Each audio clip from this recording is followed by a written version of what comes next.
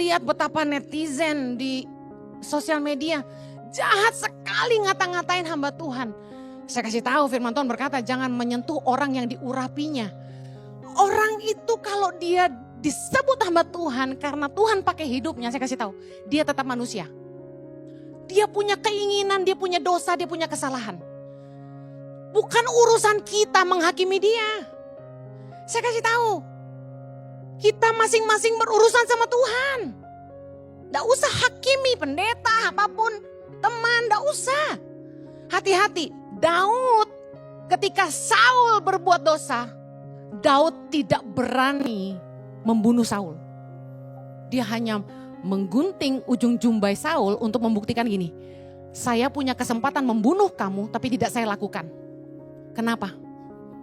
Karena Daud bilang aku tidak akan menyentuh orang yang diurapi Tuhan. Saya kasih tahu ya. Ngeri. Jangan jahatlah sama orang. Mau dia pendeta atau bukan, mau dia diurapi atau tidak, enggak usah jahat sama orang. Taburan kita itu tuayan tuh ke kita. Amin. Aduh saya kalau ngelihat bagaimana orang menuai taburan mereka, saya jadi takut sendiri sama Tuhan. Ngeri. Tuhan kita itu Tuhan yang hidup.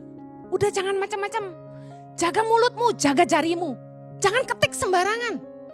Jangan nyerang-nyerang orang, jangan. Jangan permalukan orang, jangan. Saya dipanas-panasi. Ini rumah sakit enggak baik, viralkan saja. Enggak. Tanganku dan bibirku hanya mempermuliakan Tuhan dalam hidupku. Enggak perlu menjatuhkan orang, amen. Yuk, jangan jahat, jangan komentar yang enggak baik. Anda enggak suka, unfollow aja. Ada yang bilang gini, isi khotbahnya bagus, tapi apa intonasinya harus begitu? Komentarin khotbah saya. Saya ketawa langsung, berarti ini follower baru. Saya pengen iseng jawab gini, emang diciptainnya begitu mau diapain? Tahu nggak? Mau denger pengakuan jujur Henny Kristianus nggak?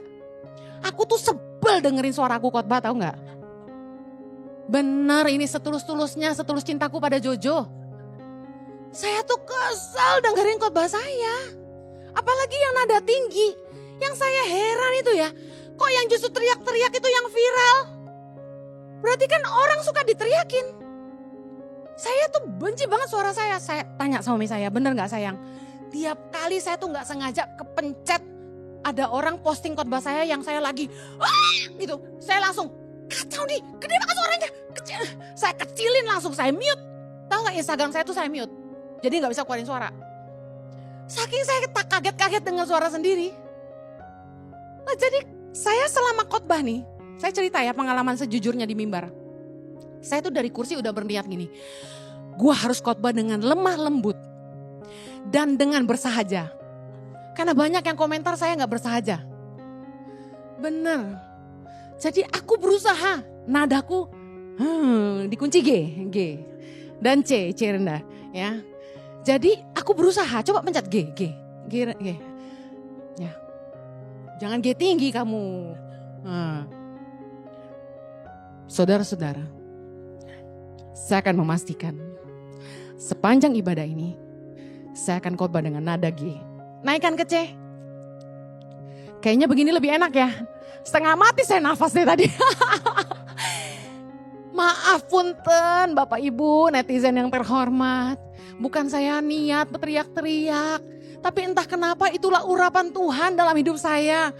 Karena ketika Roh Kudus memimpin saya, ngomongnya jadi cepet. Penuh semangat.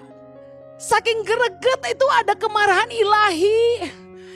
Karena netizen dan jemaat yang duduk, udah Ibu Gembala teriak keras-keras masih bobo. Gitu. Masih nguap-nguap. Ada dulu yang berani duduk di depan saya, bikin patah semangat. Bentar-bentar matanya gini. Yang bener aja, gue udah galak gini lu masih bobo aja. Besok-besok gue siram pakai pesol air loh. Jadi saya cerita gurau-gurau gini, tapi itulah yang dialami ya. Tiap hari saya kalau nulis posting di Instagram, membangun jemaat dengan khotbah maupun tulisan saya tuh kesel baca netizen yang gagal paham.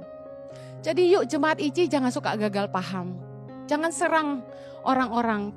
Pahami dulu, kenali dia tuh siapa sih, hidupnya gimana sih. Jangan sok tahu.